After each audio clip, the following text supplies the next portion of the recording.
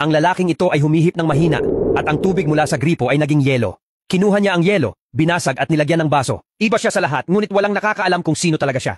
Parang flash ang bilis niya. Kaya niyang tumakbo ng napakabilis. Noong araw na yon, nakipagkita siya sa kanyang kasintahan. Hindi na niya kinailangan pang maghintay. Nakaupo sila sa isang hotel, nag-uusap. Pero gustong subukan ng dalaga kung boyfriend material ba talaga siya. Maya-maya lang may pumasok na mga jerk sa hotel. Nagsimulang manligaw ang dalaga sa kanila. Tinawanan siya ng mga ito.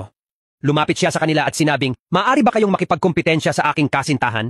Lumapit ang isa sa mga lalaki at ipinakita sa lalaki ang gitnang daliri. Sabi ng lalaki, "Ayoko ng gulo. Ako ay isang mapayapang lalaki." Ngunit sinundot siya ng lalaki sa dibdib at itinulak siya pababa. Nahulog ang lalaki. Nagtawanan ang lahat at naglakad palayo.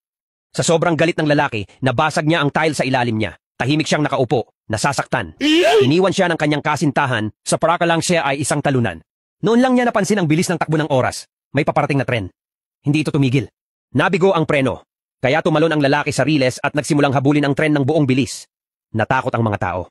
Ang lalaki ay tumakbo na parang baliw, naabot ang susunod na istasyon bago ang tren, at tumayo sa harap nito nang nakataas ang dalawang kamay. Hinampas siya ng tren, ngunit dumikit siya sa harapan.